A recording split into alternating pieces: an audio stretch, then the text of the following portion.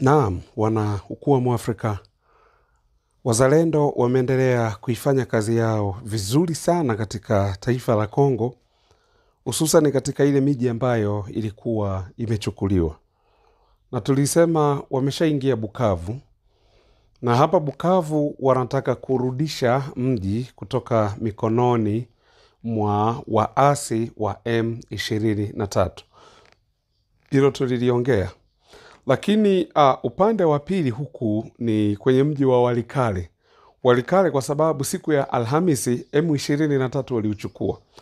Lakini mpaka kufikia siku ya Jumamosi jioni tayari ukawa mji umesharudishwa mikononi mwa wazalendo.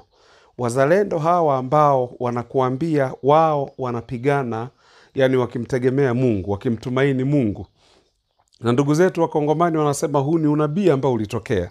Kuwa baada ya rais wa kwanza, wa pili, wa tatu, mpaka kufikia rais wa ngapi, wa tano, huyu ambaye sasa ni Tshisekedi, basi Kongo ndipo itakombolewa. Alafu atakuja rais mwingine ambaye rais huyo yeye sasa atafanya Kongo iwe huru, yani siingiliwe tena na wahuni, yani haya makundi ya kigaidi. Kwa sababu Kongo leo tunaongea ni makundi kama 140 hivi ya kigaidi yako pale, yakiwa yanaisumbua au yanalisumbua taifa la Kongo.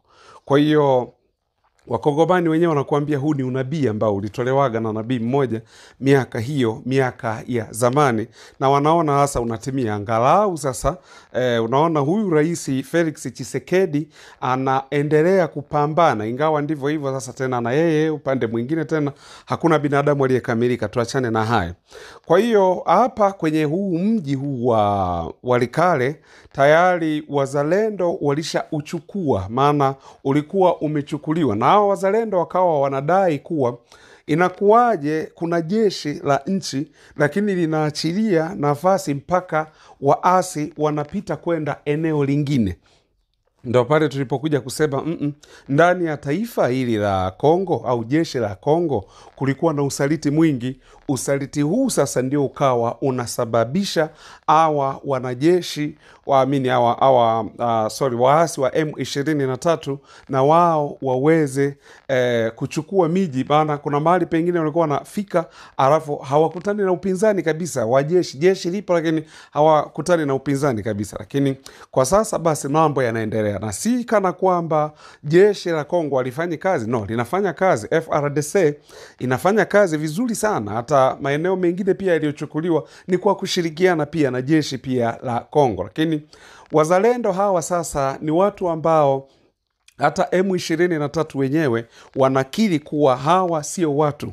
Hawa ni kama mizimu. Yani wakwambia unaweza ukachukua bunduki, yani nyinyi mna bunduki ya kisasa mnapigana nao, lakini nafika mwisho wa siku wao wakikamata hiyo bunduki watawaua vibaya mno. Na wazalendo wenyewe walipoulizwa kuwa hii inasababishwa na nini, wazalendo wakakiri kuwa ni kwa sababu sisi tumeanza na Mungu, tunapigana na Mungu, na Mungu ndiye atakaye tusaidia kukomboa ardhi yetu kutoka mikononi mwa watu ambao si watu wema na si watu wazuri. Kwa hawa ndio wazalendo wa taifa ili la Kongo, vijana wa William Amuri Yakutumba ambaye ameamua kupigania nchi yake, ameamua kuitetea nchi yake. Na hata wakati ambapo serikali ya Kinshasa ikaonekana kuyumba katika maamuzi yake, General William Amuri Yakutumba hakuonekana kuyumba. Yeye alisema kuwa ni mbele yao, na vijana wazalendo wanamuelewa sana huyu general, kwa sababu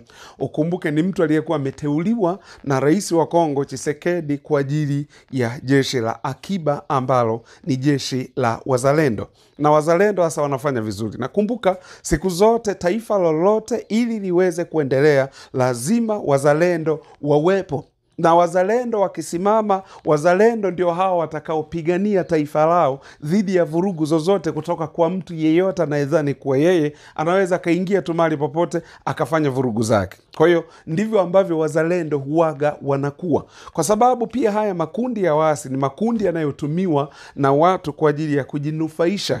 Kumbuka Kongo ni tajiri kwa madini ya uranium, madini ya lithium, madini ya cobalt, madini ya dhahabu, kuna zinki, kuna phosphorate pale, kuna madini ya aina mbalimbali ziko pale, almasi ziko pale Kongo. Kwa hiyo Ndo maana unaona mfano kama Kongo Mashariki huku kuna utajiri mkubwa sana wa madini ya madini ya cobalt, na pamoja na madini gani mengine, kuna cobalt alafu kuna coltan. Haya madini ya coltan ndio Kongo hii Mashariki ambako sasa ugomvi upo. Madini yanayotumika kutengeneza simu, kutengeneza betri, kutengeneza kompyuta. Madini haya ndio huku ugomvi ambako upo, na ndipo wanaenda wanapigania pale pale. Na hata huu mji wa Walikale ambao walikuwa wameuteka M23, na wenyewe una utajiri wa madini. Jamani, Kongo imebarikiwa.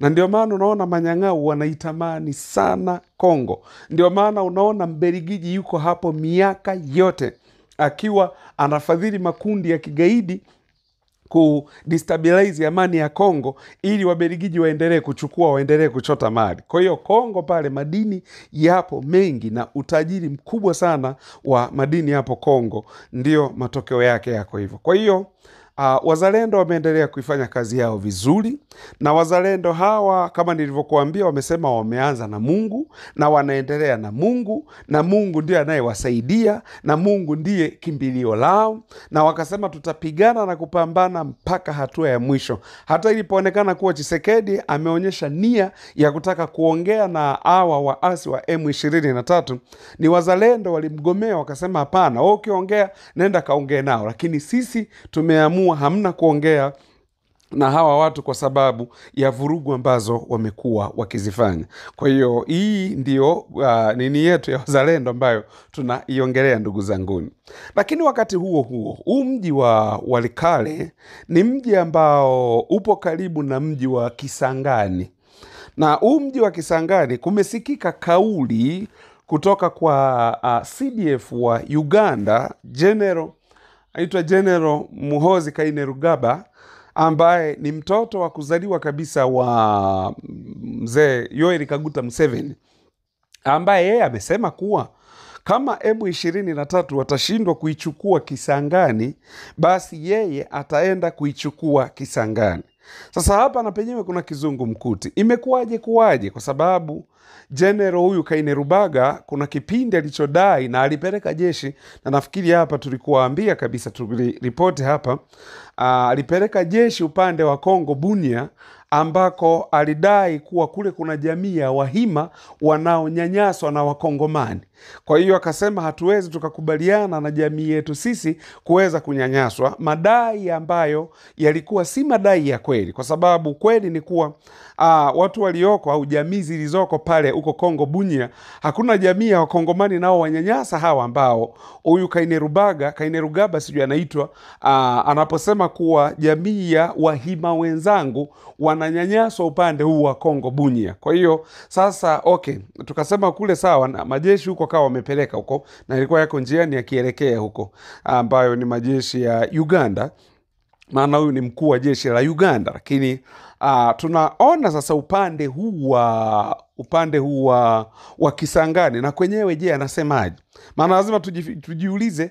Amesema kuwa M23 wakishindwa kuichukua Kisangani, ambayo Kisangani ni mji uko karibu na mji wa Walikale, amesema wakishindwa kuichukua Kisangani hawa M23, basi yeye atapeleka jeshi pale Kisangani. Na anapoongea hivyo ujue anaongea ukweli, kwa sababu General Kainerugaba huyu, mnakumbuka hata mgogoro unaoendelea huku Sudani, huko South Sudani kwa Salva Kiir, kwa sababu kuna kama mapinduzi ambayo yanataka kufanyika, na nadhani ni makamu wake wa rais wa Salva Kiir huko Sudani Kusini, ambapo sasa yeye huyu General Kainerubaga amepeleka jeshi kule, na hii akawa ameiposti kwenye ukurasa wake wa X ambayo zamani ilikuwa inajulikana kama Twitter. Baada ya kuposti vile, ikabidi bunge likae kumuita waziri wa ulinzi kumuuliza inakuwaje maswala kama haya mnapeleka jeshi alafu serikali haijui, ya bunge pia halijaarifiwa uwepo wa jeshi la Uganda katika taifa hili la South Sudan. Lakini pale baada ya kubanwa na maswali, huyu waziri wa ulinzi akasema kuwa mimi mwenyewe sielewi ni nini kimetokea, lakini kuweni watulivu, ngoja nilifuatilie hilo. Na bunge basi likamwambia, lakini mambo sensitive kama haya, na yeye mwenyewe akaongea kwa mambo sensitive kama haya sio ya kuongelea mitandaoni, natakiwa ni mambo yawe yajadiliwe kwa namna hiyo. Kwa hiyo huyu ni General Muhoozi Kainerugaba ambaye amesema naye sasa kwenye huu mgogoro wa Kongo pale Kisangani, amesema M23 wakishindwa kuichukua Kisangani, basi yeye atapeleka jeshi. Kuna nini? Kuna nini? Ndio maana unaona Kongo imekuwa ikilaumu sana Rwanda pamoja na Uganda kwa kudestabilize amani ya Kongo, yani kwa kufanya kuwe na vurugu Kongo, ambapo madai haya Rwanda yenyewe imekuwa ikikanusha. Lakini unaona sasa haya ya General huyu Kainerugaba ambaye nadhani siku moja aliwahi kusema, nafikiri rais wa Rwanda ni mjomba wake, kitu kama hicho aliwahi kukiongea. Kwa hiyo unaweza ukaona sasa, jamani, Afrika tunahitaji tuje pamoja. Afrika tunahitaji tuwe watu wa moja, kwa sababu sisi ni watu wa lugha moja. Hii Afrika yote hii sisi ni watu wa lugha moja, kwa tunahitaji tuje pamoja. Lakini kama kutakuwa na kauli kama hizi za kuchochea na kuendeleza vita katika taifa la Kongo, matokeo yake amani tunayoililia na kuitafuta, amani hii hatutaweza kuipata kwa mara moja.